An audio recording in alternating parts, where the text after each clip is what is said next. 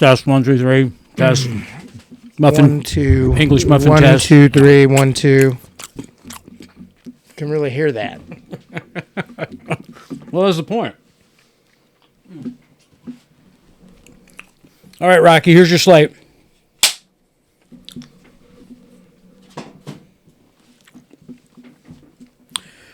All right.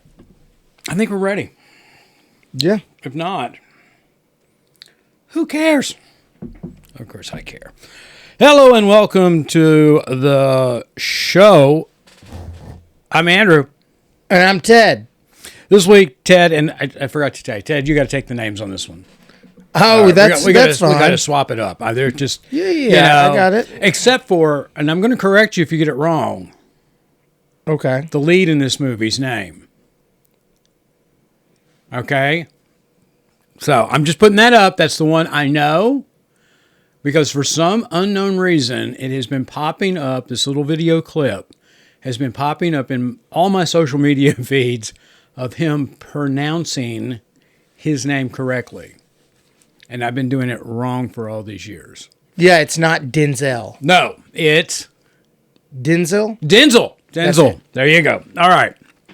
So we'll swap it up. We'll go back and forth. Anyway, this week, Tad and I took on, as you might have surmised, we took on Apple TV's original feature, Highest2Lowest, starring Denzel Washington, Ilfenesh Hadera, A$AP Rocky, Ice Spice, the great Jeffrey Wright, always great, Dean Winters, and Aubrey Joseph. That would pretty much be most of them. Oh yeah, you nailed it there. There's one more. Who's the other one? Michael Potts plays the lead investigator. Him. And then there's it's sprinkled with a bunch of like Wendell Pierce is in here. I'm sorry. You know him. He's in a lot of stuff. Yeah, Michael Potts plays the business partner, Right. not the Rick Fox is in here. Yeah, John Douglas is the chief inspector. Yeah, so it's a bunch of people you know, but don't. Because I didn't know everybody. I mean, I recognize faces, and matter of fact, because I've just I'm not, I guess, hip like the kids. I had no clue who Young, spelled Y-U-N-G, Young Felon was until I read the credits. Well, I know who A$AP Rocky is, but I heard his music, but Right. I couldn't pick him out. No. And I know who Ice Spice is, but Couldn't pick him out of a lineup? Oh. Well, it's a Young Felon. That's what I was going with. Okay, all right. And then Ice Spice, I recognized her, but she looked different than she normally does. So. Yeah, I obviously Denzel Washington I recognized, and Jeffrey Wright, Dean Winters, and Wendell Pierce, who plays another business partner, actually a bank officer or something like that, and Rick Fox. Those are the people I immediately recognized. So, there you go. I'm going to jump in and tell the audience what this movie, this 2-hour and 13-minute long motion picture from director Spike Lee Is about? Go for it. All right. So, Denzel, I'm sorry. You don't say Denzel for, how many years? And it was a lot. Yeah. I mean, I've probably been calling him that 30 years, right? Yeah. At least. And so it was really funny because in this video clip that keeps popping up, he's doing an interview. And he's talking about this guy who comes up to him and said, I named my son after you. And he goes, what'd you name him? And he says, and I'm paraphrasing all this. He says, Denzel. And he goes, yeah, that's not my name. It's actually pronounced Denzel. And I was like, okay, there you go. But I felt sorry for the guy because he named his kid after him. Oh, I think quite a few people have named their kid after Denzel. Denzel. Now they're but they're all like, it's Denzel. Can you see them explaining to their kid now? All right. No. Hey, Denzel. He's a little intense as he's gotten older, by the way. Yeah. Like the video interactions I see of him of like somebody will somebody I mean, a reporter like grabbed his shoulder, Don't you touch me, and flipped around on him, and it's like, oh, okay. Yeah, well, no, a lot of the scenes in this movie reminded me of the Josh Brolin interview, where Josh Brolin worked with him on American Gangster. Yeah, what the name of that, and they had kind of Brolin dropped a line, and he touched him. Yeah, but he dropped a line, and right. What that means to people that don't understand is like when you go up or drop a line and you forget what to say next. And usually on a camera on set, that's not a huge deal. You know, you can't do it in a play, but on set you just reset and do it again. And Brolin went up and he just put his hand on Denzel's shoulder. He goes, "Hey, sorry about that, man." And he threw his shoulder up and he goes, "Don't you touch me." I've heard like 3 or 4 stories like that. Yeah. So Denzel was very intense in this movie. Yeah, he was intense. I'm going to get to it here. Here we go. This Denzel plays the founder of a record label in New York, and he was the biggest, the hottest thing in the well, I think it was the early 2000s, and it plays modern day, and he's kind of slacking off. And anyway, so he's a record label executive, and he's got partners now, and all that. And there's an offer on the table from an organization to buy them out, the catalog, all of it. And that's a big thing these days. Everybody's selling their catalogs out. I mean, I just read that Kiss sold their catalog. They sold everything, the name, everything. Well, yeah, if you're 75, who cares? So they, sold it, boom, gone. So $300 million, I think Paul Stanley said. Good. Yeah. Good for you guys. Right? You're 75 years old. Enjoy it. So, and, Taylor just bought back her catalog from her first year. So there you go. Anyway, he doesn't want to lose control of his label, and the other partners are all in on selling, cashing out, getting their money, and moving on in life. Well, he has a son who's played by Aubrey Joseph, Trey, who's in high school and he plays basketball, and he and his best friend. I don't see his best friend. Yeah, I was looking for that too. I don't see who this best friend is. Oh yeah, Elijah Wright. There he is. He leave practice, and one of them gets kidnapped. And at first, both do. Yeah. Oh, I must have missed that.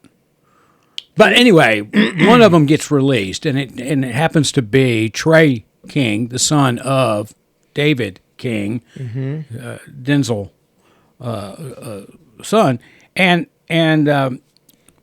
but the kidnappers released the wrong son, the wrong kid, and they end up keeping the kid of Jeffrey Wright, Paul, who also works for David King, Denzel. And so Denzel's having this inner conflict of whether to pay the ransom now that he's got his kid back, and he's trying to figure out if he's going to pay the ransom of the subordinate. Well, everybody convinces him to pay the ransom, and it becomes kind of a chase of, okay, we're making the drop, now get the kid, and got to get the money back, right? And, pretty much. You don't want to give much more. Well, yeah, I mean, I don't think that's giving away any of the plot and in the sense or the real action of it. I mean, it's a kidnapping movie, and that's what it is. Don't worry, we do not we're letting Denzel do a full fight run scene thing, and he's 70 years old. Good on him. Liam Neeson, you're not the only one. The geriatric stunt brigade. Yeah, I think at one point there was a double in there. He was definitely running. I know he did some running, but I think there were a couple of scenes where it was somebody else. And I was impressed because I was like, "You're 70 and you're running pretty good, dude." Yeah, he did that Denzel kind of run clip where it's like almost like a purposeful slow run, fast walk. You know what I mean? Yeah, he has a distinct run style. And so anyway, that's the general plot of this.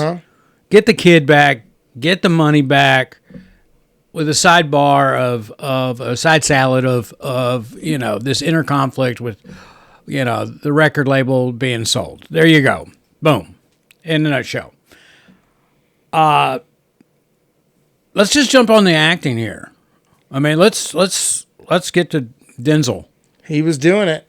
He was doing his thing. This is a little different role. We a couple of weeks back were talking about actors, and Denzel plays typically a tough guy, kind of cop kind of thing, and or enforcer. Always on the good side of the law, most of the time, or he's associated with the law. Yeah, and. But this was a little different. He played an executive at, still a guy in power, in control. But it was a little different role for him, I think, I took away from. And he acted it different than I think I see him in other stuff. And I don't know if that's because of age. No, I think he didn't do his... A lot of times he has this thing that he's so good... And he has that, I'm King Kong, and he does that big moment. Yeah. He did not. He was real. I enjoyed his performance in this. I thought because the last few that I've seen, Gladiator 2 and, the big ones, he goes for it. Fences, he goes for it hard. I think he goes for every role he does. He did, but this seemed to have more of a relaxation to it, like in a good way. You think so? I think so. Like, I loved when... I mean, I don't want to give anything away, but I loved when certain musicians were talking to him after they'd done something, and he was like, yeah, okay, you think that's going to happen? Yeah. He was just so calm, and right. We don't see a lot of calm Denzel. That's what I'm saying. That's. I mean, it was different. For his character was different, and I'm going to attribute that to Spike Lee, who directed this, for pulling that. There are multiple scenes where you see that he's enjoying life in the sense of he's listening to music, and I mean he's really kind of out of character for what he's done in the past and the personality that he puts out there, Yeah, I mean, because he was doing a little hip hop dancing and all that, and you just don't see him doing that stuff. You don't see a lot of chill in him. Right. This character had a lot of relaxed tendencies. Yeah. I thought he was great. I thought he was good. And Jeffrey Wright also cannot ever hit a false note. Yeah, he is the most underrated, ridiculously good actor I know doing it. Every movie I see him in, I'm like, every TV show, I'm like, God, dude, you are so good. Yeah, he did good. And, ASAP Rocky, I haven't seen him in anything else. I can't judge it. He was fine playing. I'm pretty sure, they were like, be a bad guy version of you, and he was like, got it. He was good. I mean, he did a good job. You think they said be a bad guy? I don't think A$AP Rocky's a bad guy. I think he's had issues with the law. Sure, they probably were like, yeah, play you if you weren't rich. Okay.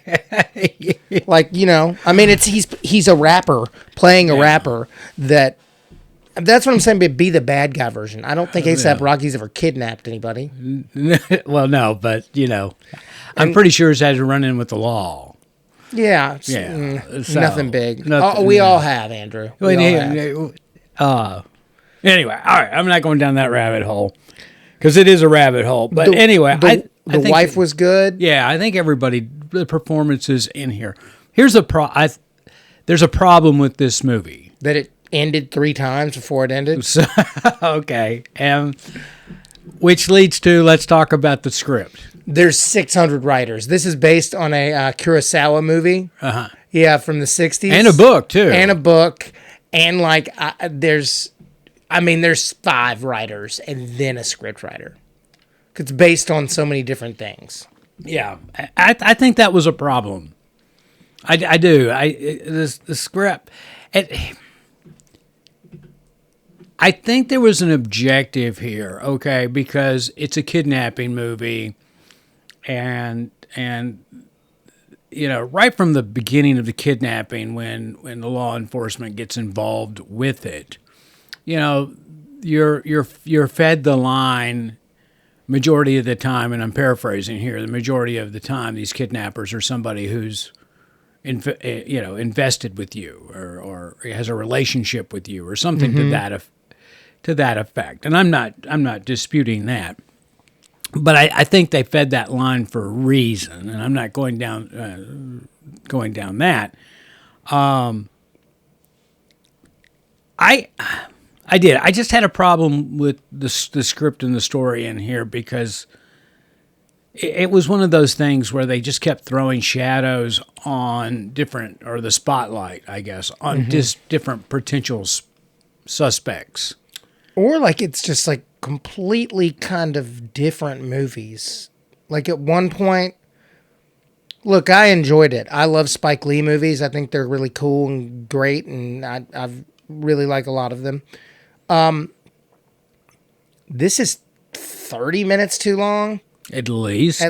But like, I feel like it was a music mogul wanting to take back his company movie into a kidnapping movie, then out of the kidnapping movie into a, I guess, transformation.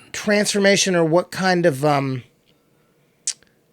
you gonna have? Are you gonna have empathy?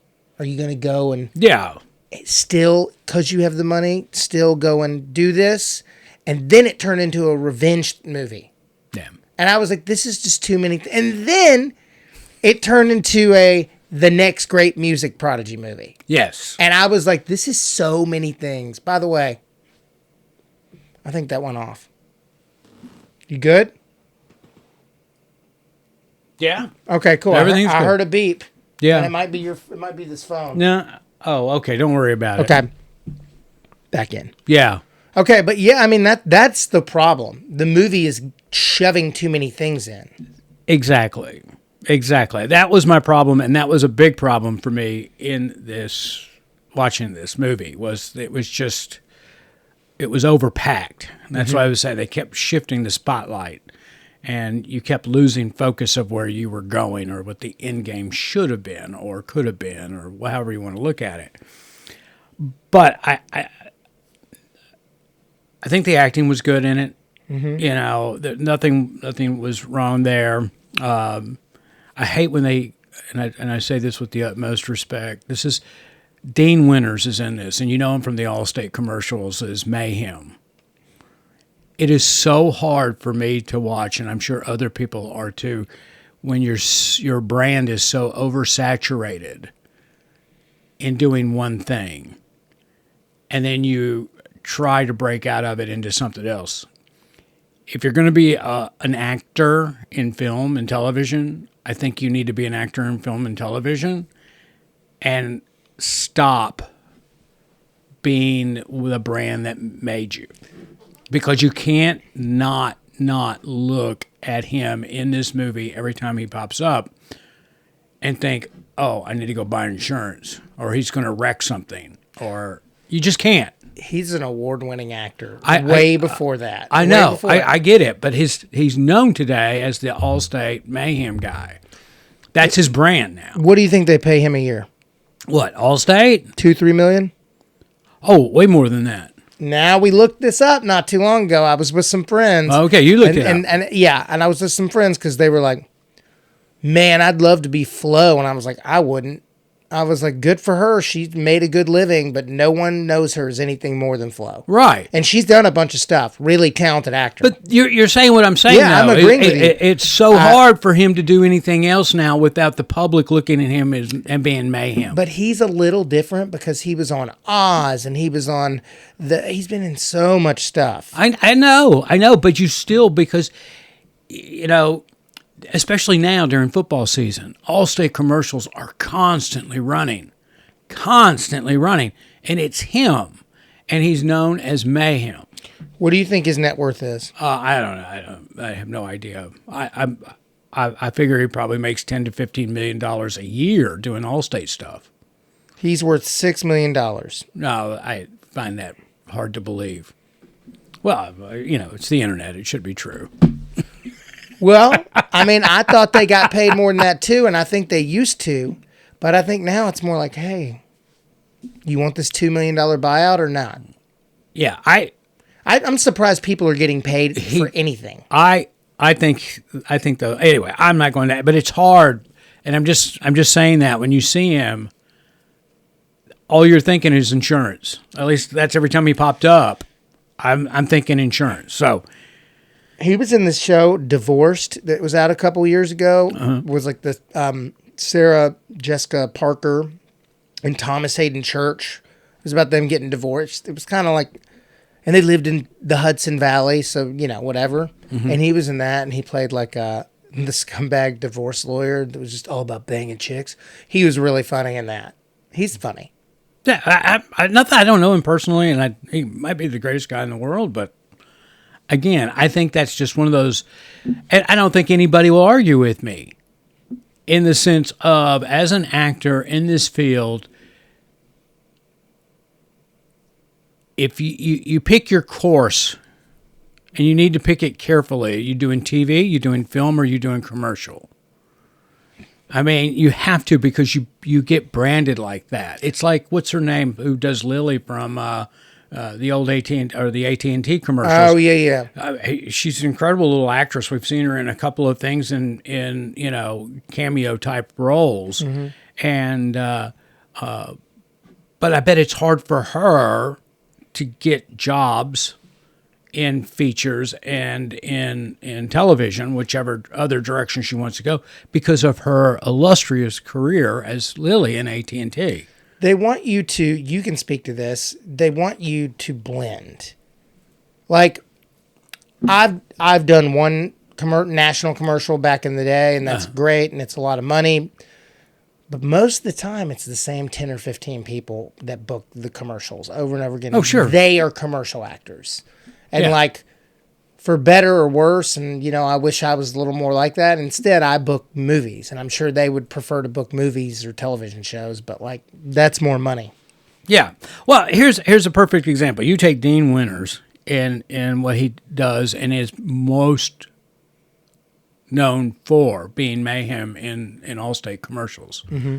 I mean, if who is this guy? Oh, that's the guy from the Allstate commercials, exactly. Or whatever. Yeah. If you did a poll like that. Now, for him to transition or to try to adapt his career into a serious acting role outside of the commercial world is a really hard thing to do, because he's branded as that. Whereas you take Samuel L. Jackson, who just is a powerhouse film actor, right? I mean, he's huge. He can go off and do his Capital One commercials, and he does them as Samuel L. Jackson, the powerhouse actor. Mm-hmm. He's not associated as much as he'll never be branded as the Capital One actor. Yeah, because his big career. So he's able to cash in on his big career. Now, is Dean Winters able to cash in on his big career, which is commercial, in the film and television industry? I doubt it. He's got some pretty big credits. But he's not a leading man. No, he's not. But that's what I'm saying. Most people aren't leading men. That's what I'm saying. Yeah. If you're a leading man, you make a choice as an actor. That's where I'm going. Well, he is 60 years old, and I imagine 10 years ago, after he'd done John Wick, 3 seasons of 30 Rock. Yeah. Law and Order SVU for 2 seasons. P.S. I Love You. Oz, where he won an Emmy. Like, I think that he probably 10 years ago, when they were like, hey, do you want to do this? He was like, yeah, I got a bunch of accolades. I'll go do that. Yeah, I'm just saying it's hard now because he's so saturated as a brand. I get that. To look beyond it. All right, now. He does work a lot. We just don't know about all these things. It's like, well, again, it just goes to the fact that, right, going to walk away. Gonna walk away. We spent more time on Dean Winters. I'm a big fan of Dean Winters. If you I listen like to him this, too. I'm a big fan. Dean, I'm sorry. I'm just going to tell you right now, and then I'll put an end to it. I think you're a very talented actor. Very talented. I enjoyed watching you in this movie. There were a couple of lines, I know, not your fault, that were off in this that just, I mean, they weren't good. But all that aside, I enjoy what you put out. But I'm sorry, and I know you feel this pain, except for that check that comes in, that you to shake Mayhem as people who know you. That's his legacy. So It is. Whatever. It's And it shouldn't be, because he's a great actor. He's really good at his craft. Sex and the City. He was in Sex. He's in everything that ever filmed in New York City. He clearly lives there. All right. But this is a good segue into talent. All right, this is what I took from this movie the most of all. And this is the only thing that made this movie good. If you are an aspiring or just getting started filmmaker, director, specifically, watch this movie, because this is a master class in directing. The shots, I started this movie in one location. By the way, it's on Apple TV. I started in one location in my house, and then I paused it, went to a different room, turned it back on, and I started, and I got the first 15, 20 minutes of this movie, 15 minutes, let's say 15 minutes. The opening for this movie is 5 minutes long, and it is nothing more than a cinematography expose of beauty shots.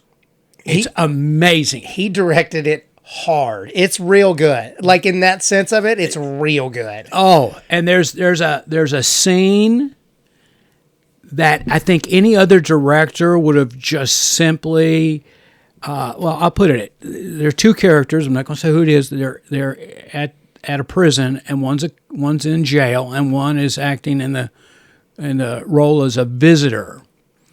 And in that typical scene or setup, I think there would basically be an over-the-shoulder from one looking to the other behind the glass, and then a reverse shot over the shoulder of the other looking through the glass. And then the master shot on that would have been basically you put the camera right between the glass, so it's in the center, and you see the prisoner on one side and the visitor on the other side, and that's your master shot. Spike Lee didn't do that. He did the over-the-shoulder, and then, and this was just so freaking beautiful to me, he literally did a split screen. It was crazy. And it was seamless. Yep. The way he shot that. And I was just like, all right, that was perfect. I mean, that was, and it comes towards the end of the movie, which I thought was like, okay, if that's the shot you're going to end on, awesome. That is the shot they should have ended on. They should have shot. Yes, that's what they should have done. Like the other part that happens after that should have come before. Yeah. That's the only complaint I have about this is they shoehorned that in at the end, and it didn't need to be there. You know what? I thought they should have ended there, but you are absolutely correct. Just move it. Just move it back. Swap them back. Yeah. And you know what? I don't know. I haven't read the book or seen any of the other things related to this. So well, none of it's about music. I don't know if it was just a choice to flip flop it. Yeah. But that you're absolutely right. But I don't want to try. Spike Lee is an amazing director. Amazing. My score for this movie is going to be based solely on Spike Lee's directing. Because I thought the script was, well, I say solely, a little bit on the acting, but my score is going to reflect the directing in this movie. Yeah. Because the story I thought was, the script was not that strong. Yeah, I think the script is the weakest part. Yeah. But like you're saying, I mean, I'll throw a score out there. The directing and the acting from your leads is great. I mean, I'm going to say like 7.9. Okay, I'm a 7.2. Yeah, I'm a 7.2, and it's all really because of the directing in it. Yeah, I mean, I think that the script is bloated. I can't emphasize this enough. If you are, and I should have probably started this episode so everybody on the front end would stay more in tune for the episode, but you save your best act for last, and this is the best act, and that is Spike Lee's directing in this is a master class. If you're an aspiring director, you need to get a notepad, go sit down, watch this movie. Thank God it's on Apple TV or streaming so you can pause it, so you can write your notes of how he sets scenes up. I mean, there's a patio scene in this thing, and it's just powerful the way he shot it. I mean, it just was. And again, also pay attention to the music score on this. There's not, I doubt there are 3 scenes max that don't have a bed of music that is spot on for what is going on. Yeah. I mean, it was just amazing. So listen to the music. Pay attention how he used the music to make this movie. I mean, so kudos to you, Spike. I mean, that was a master class in direct. I mean, I got up from where I was, went up to the other location to finish watching this movie, and my wife asked me, well, what do you think about it? And I told her that this is the most maturely shot motion picture I have seen in a long time. That's what I said. Most maturely shot, and you can see his experience comes through. And I said, and I'm just out of the opening. Yeah. I'm just out of the opening, and I'm blown away by the direction in this. So, anyway. All right. Ted was a 7.9 on this. I'm a 7.2. Apple TV.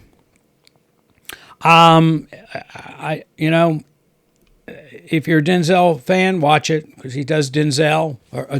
Sorry, Denzel. I mean, it's definitely worth watching. It's definitely better than most of what we've seen. I'm not sorry I watched. I'm not sorry I watched it, but I don't think I'll tune into it on purpose. I'm not going to watch it again. And it's not one of those kind of movies. But again, I'm blown away by the directing on this. I mean, if the script worked, then this could have been a good movie. I mean, this could have been a really good movie. So, all right. Anything else? No. Right, I'm good too. I got to finish the last episode of Twisted Metal. I have one left. Did you finish it? I'm trying to remember. It's been so long since I last turned it on. I know. I think I might have. Yeah, I got one left. I had a binge day one day with Twisted Metal. I just in there doing a little chef time and turned it on to the TV there and just started banging out those last few episodes, I think.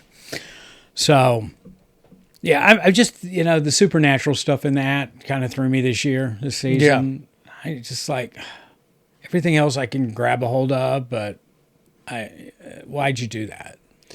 Yeah, I mean, I think because in the game, the character did it back in the day. Yeah. But also, I didn't watch the game. I get it. Whenever you bring dragons and all that bullshit up, I'm like, anytime I see it, I'm like, I can't. I don't care. Yeah. It wasn't. Anyway. All right, everybody. Thanks again for being a listener or a watcher on our YouTube channel. We really appreciate it. Till next week, I'm Andrew. And I'm Ted.